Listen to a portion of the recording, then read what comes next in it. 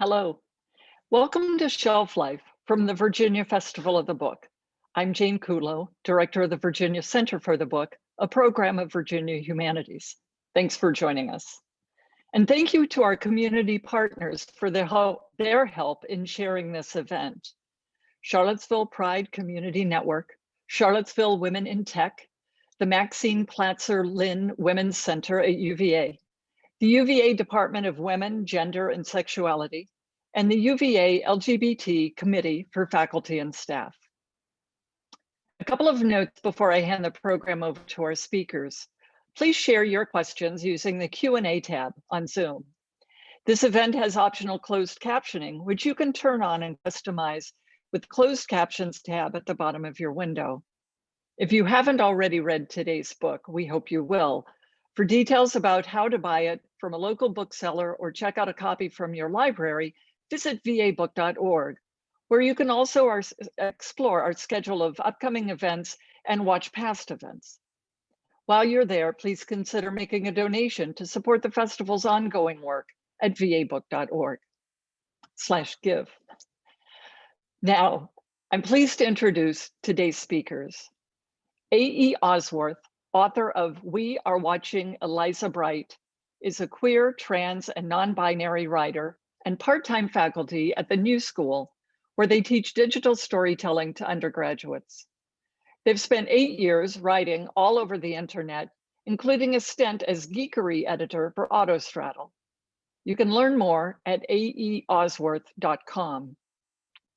Kim Wilkens is the founder of Tech Girls, a founding board member of Charlottesville Women in Tech and co-host of the Once Upon a Tech podcast.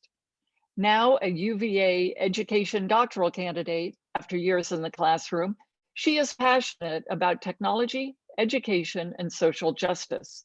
You can learn more at miss-bit.com. Austin and Kim, thank you both so much for joining us for Shelf Life.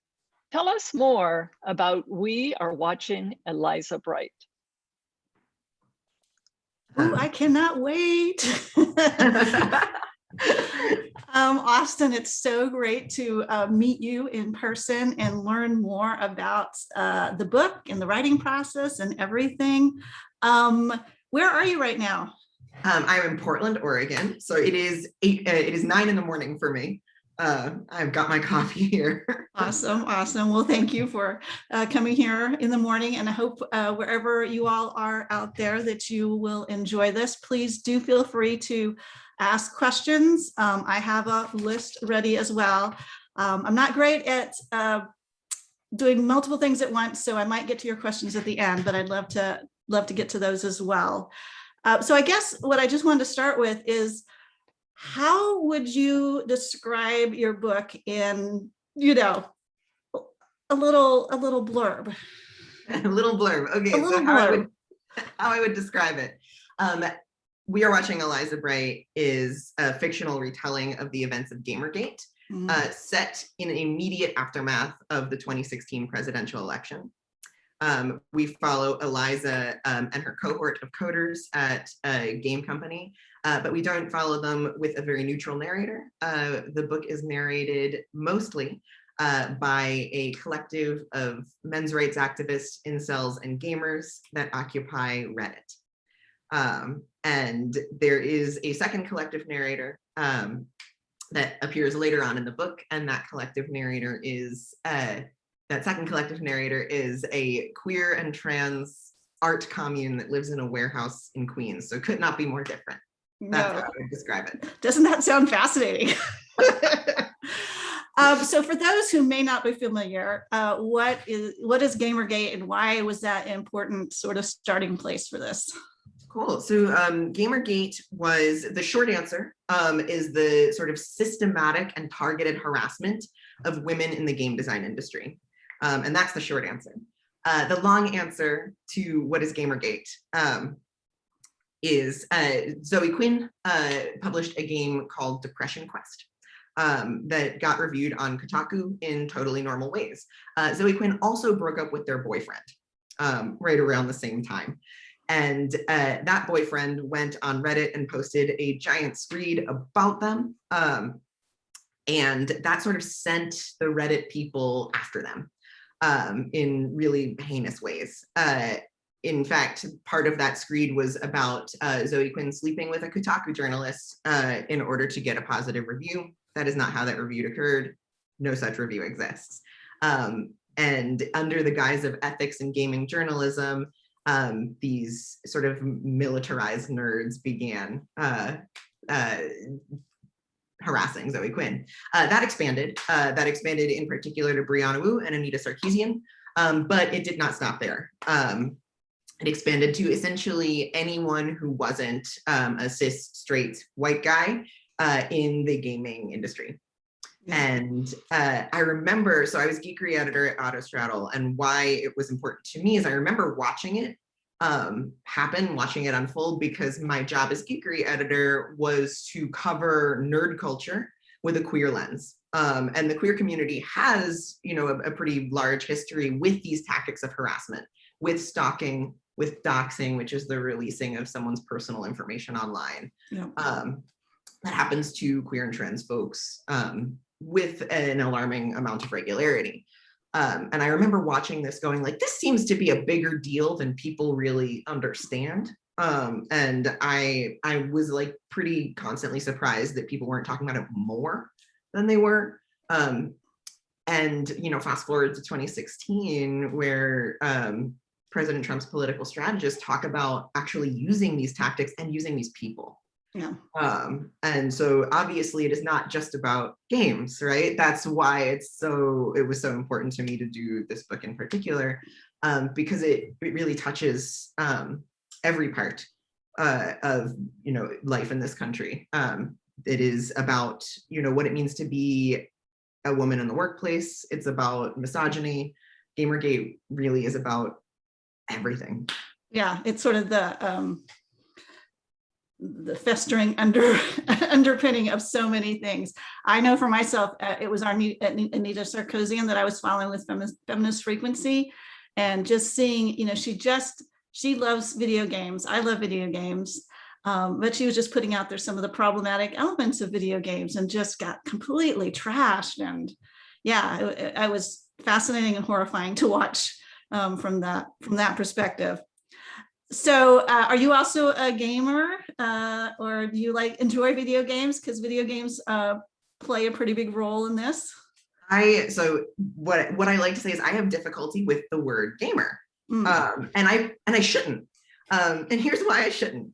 I have difficulty with the word gamer because it calls up the characters of my collective narrator. Because when people say gamer, what they are thinking of are these sort of hyper masculine in this particular nerd way. Yep.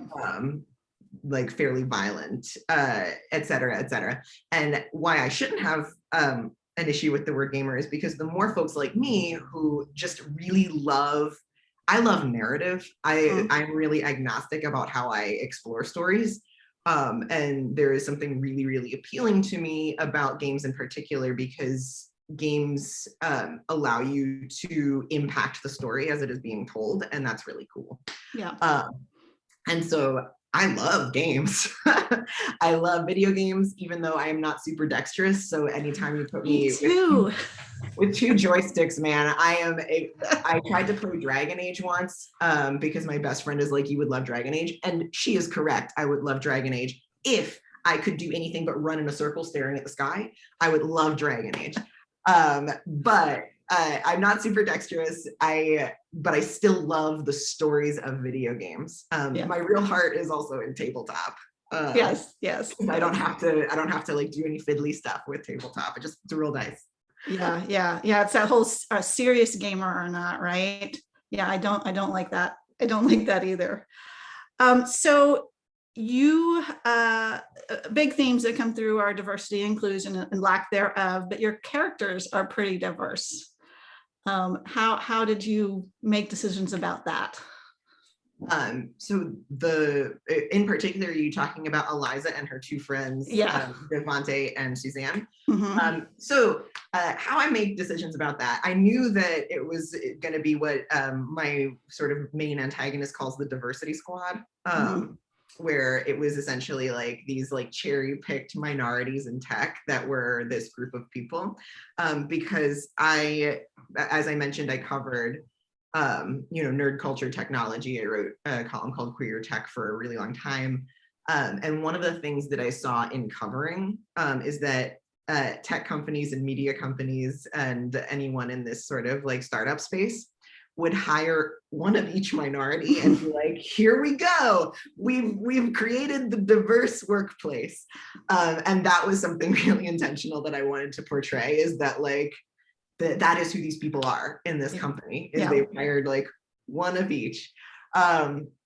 So that was where it started. And then as I kept writing, one of the themes that I wound up discovering that I wanted to explore is each character's intersectional marginalized identity and their relationship to safety.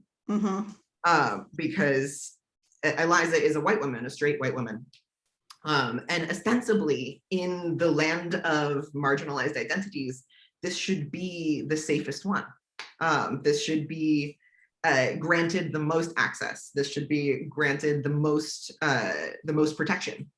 And her safety actually is really conditional. It exists up until the point that she makes the men angry. So that was sort of like a big thing that I wound up exploring as well. Yeah, that's fascinating, because I think me being in tech, like I've sort of experienced that all along. And so when it became, this other narrative, the Karens and all that, I'm like, oh, okay. So there are a group that get to experience more privilege without the sort of negating factor of being in tech. I want to talk about the narration. So when I first got the book, the first few pages, I'm like, ooh, I don't know if this book's for me, because I'm not sure where it's going. And because that's the narration that is the Reddit crew or the game collective voice.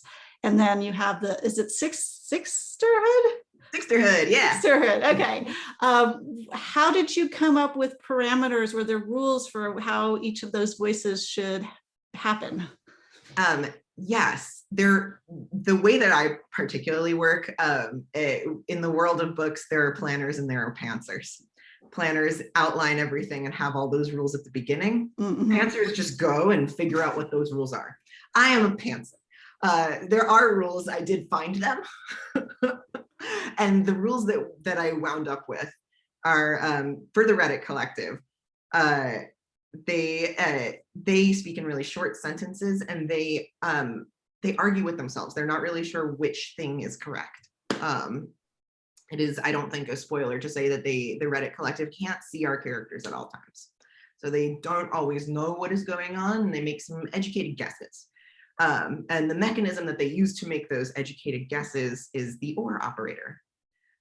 Actually, this happens, or this happens, or this happens. And the code fires off if any one of those operands is correct. So they are my or operator in Boolean logic. My and operator is sisterhood. They're operating from a place of abundance, where the Reddit narrators are operating from a place of scarcity. And so the way that the sisterhood works is when Eliza encounters the sisterhood, they can actually always see Eliza. But that doesn't mean that they have any better understanding of what's going on in her head. So the way that they operate is, this is true, and also this is true, and also this is true. And all of those operands are true. Right. And so that's my incredibly nerdy thing that I stumbled upon as I was writing the book. I do want to come back and touch, though, that when you started reading, it was like, oh God, like, is this for me? Because the Reddit narrators are pretty, like, they say some vile things. Yes, right off the bat, I'm like, ooh. Well, that was intentional too, because I think one of the problems with the manosphere, as it has been dubbed, is that we refuse to look at it, and that there is this sort of like place online where, because it is so like heinous to read and experience and watch, that it goes largely unobserved. Yeah. And anytime where you have those sort of like homogenous groups that go completely unobserved is when things start to escalate. Right. And so what I was doing with the Reddit narrators, I spent a lot of time reading Reddit to like osmose that voice. Like I said, I'm a pantser. I did not have those rules when I started. Yeah. What I was trying to do was just analyze how these folks are talking to each other in these short clip sentences, in this argumentative way, with all of these occasionally slurs. They use a lot of really disparaging terms for women.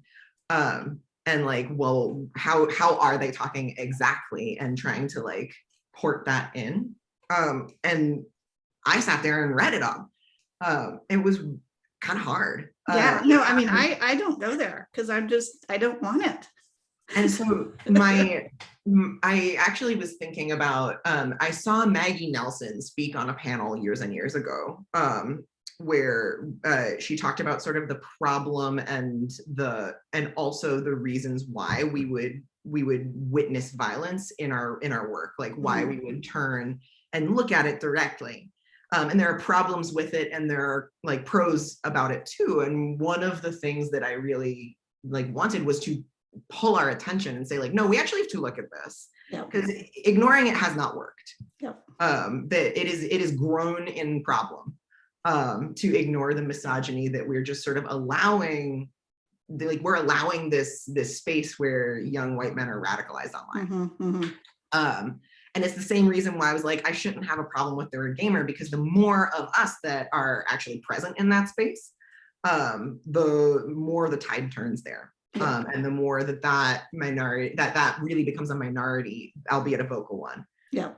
And so it was really intentional for me to choose to stick with the Reddit narrators for a long time. That said, the sisterhood erupted out of like, I handed a draft of the book in and I was like, what argument am I making about community to only have those guys?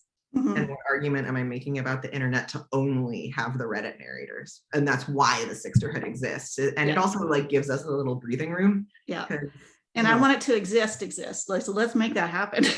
Well, so actually, the sisterhood, this is a fun thing to know. The sisterhood is based on a real place. Oh, yeah? Yeah. Cool. It took inspiration from a place called the Octagon in San Francisco. It no longer exists. I slept in their elevator shaft for a weekend. Wow. That will become important for those that read the book. What I like about that, like, is the knowledge that like that actually is an alternative available to us in the world. That if we are really, really beaten down by not just the Reddit narrators, right? Like this is not a problem that exists only online. Misogyny did not get born online. Right. It just got amplified. Yeah, exactly, like a megaphone. It's faster and it's louder. If we are really beaten down by that, there is this alternative that exists where you can build community in this really intentional way. And it actually was real. It is actually a possible thing that we can do in our world to decide to build our own, whatever it looks like to us, queer art commune that lives in a warehouse. That might look different to every person, but like, what is the space that will really like uplift you so that you can go and look at those Reddit spaces, so that you can show up to sort of combat these really harmful, oppressive ideological structures. And it's kind of like, it might be a place you retreat to, but you still have to go back out. Very interesting. So I thought it was so interesting throughout the book, you highlight like this little choice, and they could be little, very little choices or big choices, but just it like the story turns on a dime with these little, things like all along the way are like, oh, if that didn't happen, this whole mess wouldn't have happened. How did you come up with those, choices? So I set a rule for myself. My chapters are super short. That's really intentional, because like I'm saying all these highfalutin things, but baseline, this is a thriller. This is fun to read. It's supposed to be suspenseful. And so I have these short little chapters to like ratchet the tension up and up and up. But my rule for myself is that everybody had to change, or the circumstances had to change drastically within the space of each one. Oh, interesting. So if I hit a chapter and nothing changed, I was like, cool, I have to redo this. And so it wound up creating those like, oh, it hinges on, you know, someone walking past at the moment that Exactly. that's the end of a sentence and they misinterpret it. Yeah, yeah, yeah. But isn't that like what life feels Yeah, like? it is, except this time you're sort of getting that inside, like little, oh, look at this, pay attention to this. And that just reminded me of something else. You talked about the narrators not really knowing what's going on, but they do have a lot of information. They sure do. Do you want to talk about like, you know, privacy, data, all that? You're definitely incorporating that sort of into the book. Heck yeah. I will absolutely talk about that. So what Kim is referencing is that the narrators obviously cannot see inside Eliza's head. And they sometimes cannot see her in physical space. But there is a major theme of doxing in this book and having one's personal information released all over the internet for everybody to see. And so they have, you know, really granular information about her and about people around her. Her allergies was one of the things that comes up. Where she lives is another. And but so they even had some of this info before the doxing. Yeah, Right? they do. Because, and I wanted to sort of display that for a couple of reasons. First, that happens. That is real. Mm-hmm. And the thing about choosing to engage with Gamergate in a fiction space, instead of in like a journalistic or reporting or like nonfiction, like having to tell exactly what happened, is that I can sort of draw in everything to highlight some really important stuff that did happen. And I can do it sort of like all in one go, in a way that feels like emotionally true, even if it is not like, cool, this one person experienced these linear things. Right. And so that was part of it. The other thing though, and I actually haven't really gotten a chance to talk about this at all. So like, thank you for this question. The other thing is that they have a lot of information, but they also like, they still are surprised by her. They're just because someone gets violated in this way, doesn't actually touch her. And they don't actually have a piece of her. Yeah. And it was really important for me to display that as well, because like I said, the queer and trans community has a history of being doxxed, stalked, harassed in this way, that is, you know, that is meant to scare. And this sort of expanded in Gamergate and now sort of happens like largely more regularly to more different kinds of people. And if this happens to you, it is awful and is scary, and I am very sorry for you, but they also ultimately don't have you. They don't have what makes you you. And that was really important for me to display here as well. Yeah. There is an element of privacy. Yeah. Although with the narration, there are versions of things that happen, like there's, you know, sometimes I'd come upon a chapter and be like, she did that? Oh, no. Okay, that was. No, I got again. So I showed you that I had made a bunch of notes, right? And one of the things I really appreciated, we've already talked about a lot of them, is sort of that intersection of tech, sort of the good parts and the bad parts and the ugly parts. Like, you know, you highlight all the parts, but the thing that, so I'm going to go into some more tech stuff, but the thing that really hooked me is, you know, after I kind of got through the first pages of, then we hear from Eliza and she's going through imposter syndrome, and you just described it so well. And I'm like, okay, I'm in. I like totally get that. Is that something you've experienced? Oh man. Imposter syndrome is, I have been told recently that I have to make friends with my imposter syndrome because it is not going to go away. And I still need to somehow find a way to function. So yes, it is absolutely something that I have experienced. What's really interesting, and I'm not in tech. I wrote about tech for a really long time. I wrote this book that features technology really heavily, but like I am in like certainly a writer space. Like that is my industry. And I still feel those things. This is not something that's unique to tech.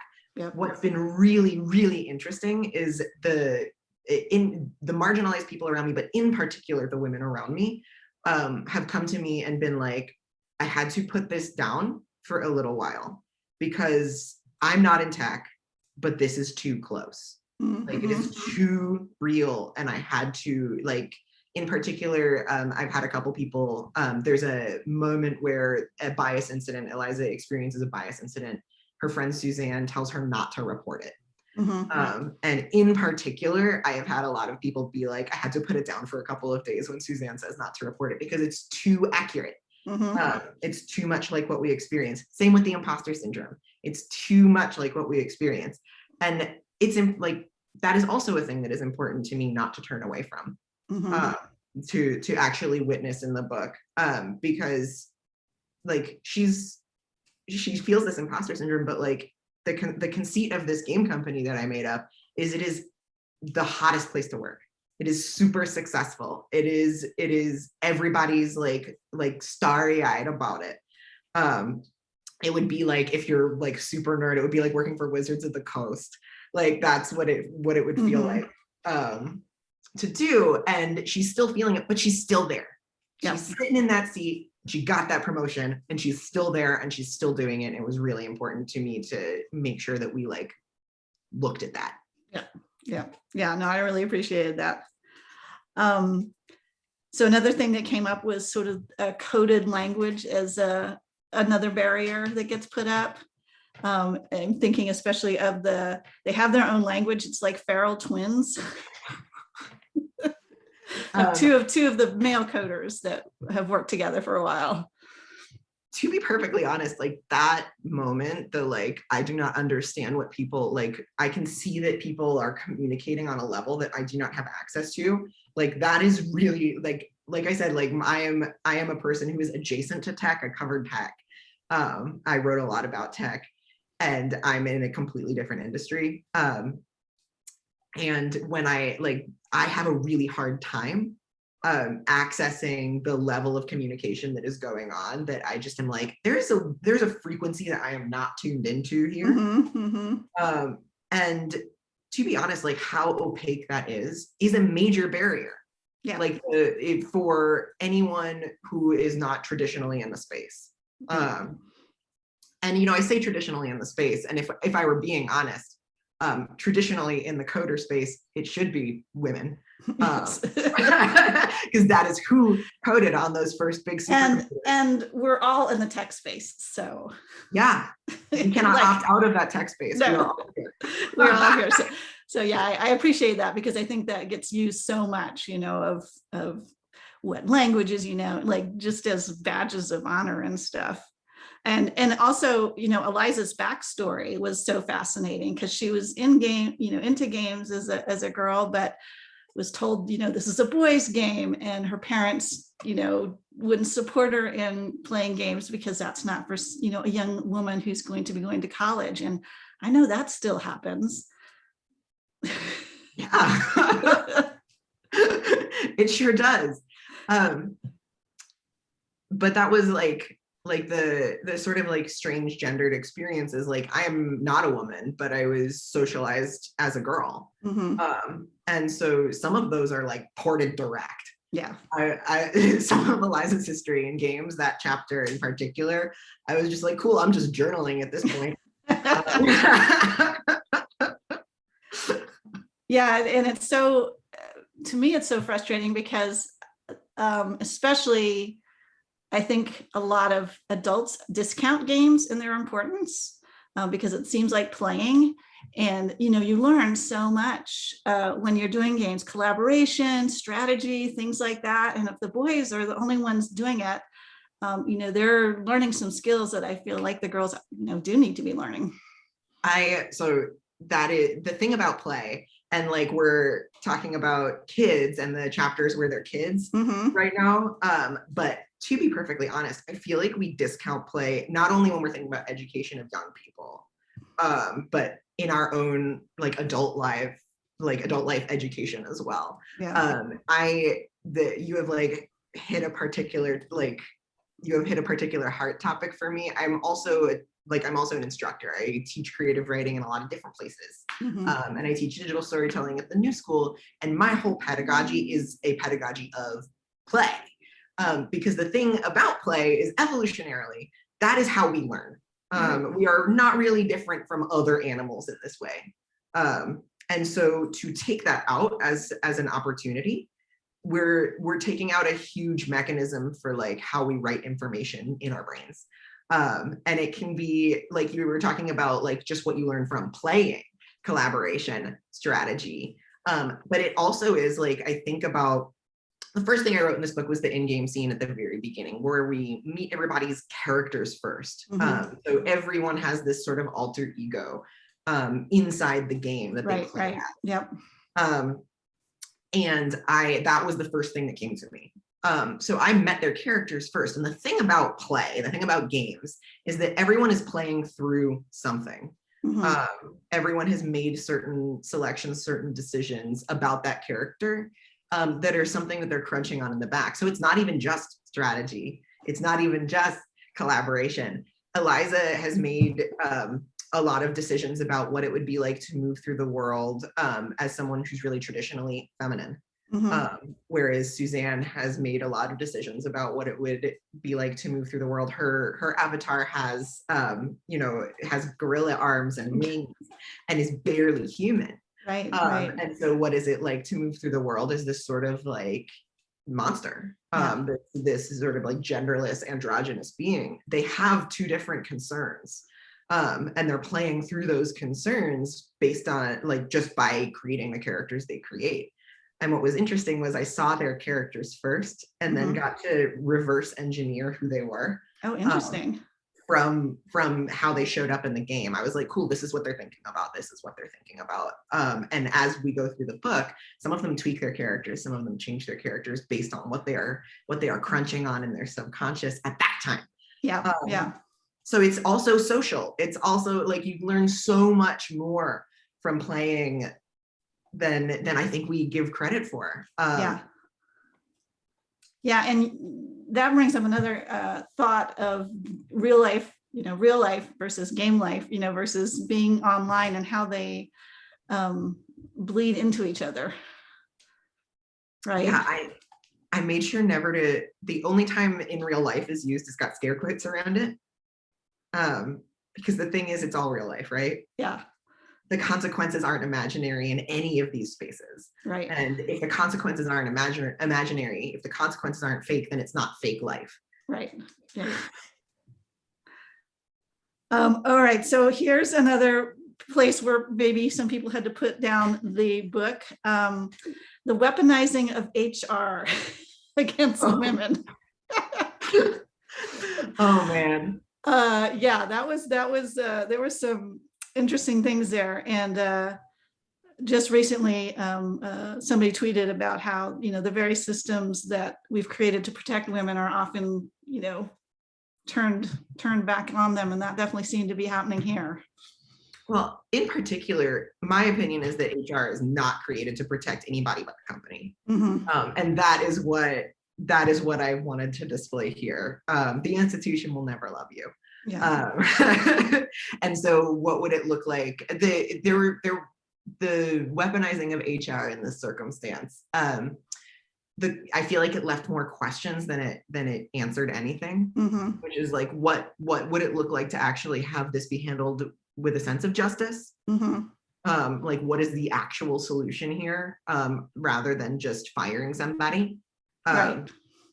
Like, and I don't know the answer, actually. Right, because it seemed like there was a version, there's the conversation, which seemed like, a good idea on the face of it, but it's had so many problems. Yeah, not the least of, go ahead. Well, because the mechanism is still created to protect the company. Right. It's not created to protect the individual worker. Right. And it doesn't take into account the power dynamics. Yup.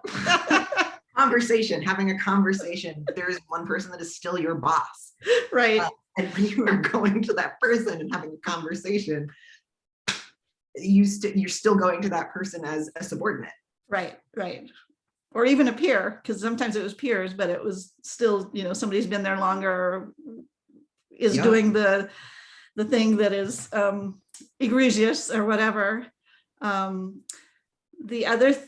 thing you get into is degrees of sexism and misogyny. Listen, I think it's, it's all the same underpinning. Yeah. So like we have to address the underpinning. But I think you're in particular talking about the character of Delphine. Mm-hmm. Yeah, my cool girl. And I've definitely heard that, right? Like, well, that's not as bad as this, or but yeah. And playing like the ranking game. Mm-hmm, mm-hmm. I spent a long time on that character, and she changed a lot. And because I wanted to sort of show that dynamic as well, where there are people who still feel protected by the patriarchy, and will do a lot to excuse it. Because that is, to me, one of the frustrating things about moving through work, moving through tech spaces, is that you don't necessarily have an ally where you think you have one. And you need that person in there, and they're just like, but this is not that bad. Right. I get this all the time, and I just like keep going. And that person doesn't seem to understand that, well, yes, that's a problem. Right. Like, right. That this happens to you all the time is a really big issue. And I wish that were not happening. And you've been sort of encultured into it. Yeah. And so why don't we try to solve it? The thing about Delphine, who makes those kinds of arguments, who says, oh, it's just a joke, it's not that bad, is that she is also being conjured up by the Reddit narrators. And so I had to, for me, a thing that I will never tell, figure out sort of like what she says, what she believes, what she actually says. And the Reddit narrators have a vision of her that may or may not be entirely true. Right. Yeah. And then that's the thing throughout this book, is you're like, what is actually happening? Well, and that's one of the ways it's a thriller, right? It's for sure. Tension, because the thing that you think might be happening might be reversed. Right. And how they can be the same, like facts or data or whatever it is, can have such different outcomes. Well, yeah, because there are moments where you know exactly what is happening. And I'm talking in particular about like the GCATs. Those are, in the narrative, pulled directly from the computer. So we get a transcript of some things. We know exactly what the conversations are in some ways. And I think about, oh gosh, what was the book about big data that came out a couple years back? The sort of like bias of big data book. I cannot think. I've sat next to the author of that and I cannot remember her name. Weapons of Math Destruction? Yes, it was Weapons of Math Destruction. And there's a huge part of that about like the biases that we port onto data while we're collecting it, but also while we're analyzing it, both and. Yeah. And so there are some touch points where like we as the reader know exactly what happened. And so do the Reddit narrators know exactly what happened. And the way that the Reddit narrators interpret those things is much different than the way the reader might, and it is much different than the way that the conversation participants would interpret what went on in that conversation. Right. And so like bias of big data was certainly on my mind. So at the end, where is this? Oh, sorry. There is a point at which you talk about like almost this power especially sort of the creators of tech have is accidental. I mean, I would like to turn that, I would like to turn that question back on you. Do you find that to be true? Yes, and and another thing that I recently watched was Dr. Amy Jo Coe had a keynote about deconstructing CS culture, and she highlights the 90s CS culture and how it was a sort of safe space for white men that had been bullied and Asian men that had their parents had high expectation, and autistic men, that like rules and stuff, and how, this sort of rule bound objective way of thinking was their safe space. But, because tech brought a lot of changes to our world and basically is taken over, they got all this power, and now they're in this bubble. They can't sort of communicate with the rest of the world. And I thought like this book really highlights that. I think a lot about the term disruption when I think about that sort of accidental power and almost the gamification of consequences. I love play, and sometimes the consequences are real. And so a lot of that accidental power that I'm portraying in this book is about like, cool, we know you can disrupt it. Have you thought any about whether or not you should? Right. And I think a lot about, oh gosh, a couple of years back, I cannot remember the startup's name, where they reverse engineered a bodega but took the worker out of it with like the sort of automated bodega. And I was like, this is not what feels like a community. Right. And so you've disrupted this, but should you have? Right. When we're really truly honest with ourselves about how we want to walk through the world, is this really what you want? And the answer, because of the kind of objective, rule-bound safe haven that was, is sometimes yes, that is the world we want. Yeah. It is completely bubbled off and disconnected from everybody else. Yeah. Yeah. So one of the things I loved this book and how it brings up all these issues in a way that is digestible and also interesting and compelling. But I work with young people, right? So I'm trying to get more girls interested in computer science and technology, and I often have some issues of like, am I sending them into this, like, what am I doing? Should I really be doing this? And how do I prepare them? And so I'm just wondering if you have thoughts about, obviously I can't recommend this book, but. This is an 18+ adventure. Yes. But, what are ways that we can help young people be disruptors that they can be and find their space in tech?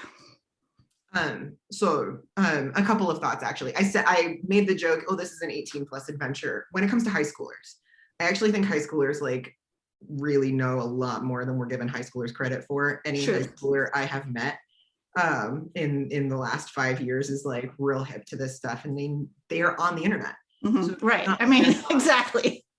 Anybody can get to this. Yeah. And likely they have experienced some of this, if not watched someone experience it. And so like, I make the joke, oh, it's an 18+ adventure. I actually I think that that's a little more porous. I think it depends on the kid when it comes to high school. Yeah. But I've also taught, I've taught in middle school, a real different population. I've taught middle school boys. And one of the, I also think that is true of middle schoolers, that if you build the scaffolding, that folks can get a lot higher, but not this book, no. But I think being sort of selectively candid about one's own experience is probably the way. And then basically saying, but it doesn't actually have to be that way. Like, we actually made it that way. Yeah, the power is accidental. Yeah, no one thought about whether or not we should disrupt this thing, but we actually have agency over the culture of this. And so when you are thinking about, entering into one of these spaces, do it with your eyes open. It's really hard. It is tough out there. And also, if you are one of the people making the spaces, you have the power to change what the ethos, what the culture, what the priorities of that space are. And so that, even with all of the baggage that comes from having a marginalized identity, even with all of that, there is strength in numbers, which we see in the community aspects of this book, and which I really truly believe. And there is always the option, as we've got the sisterhood teaching us, to make your own space. Yes. And so, yes, you are sending young people out into the world, but it's not just tech, right? Yeah. No matter what industry any of these kids go into, they're going to experience some of this, because we're looking at it as a microcosm for like the greater world here. Misogyny is everywhere. That this kind of workplace dynamic is across industries.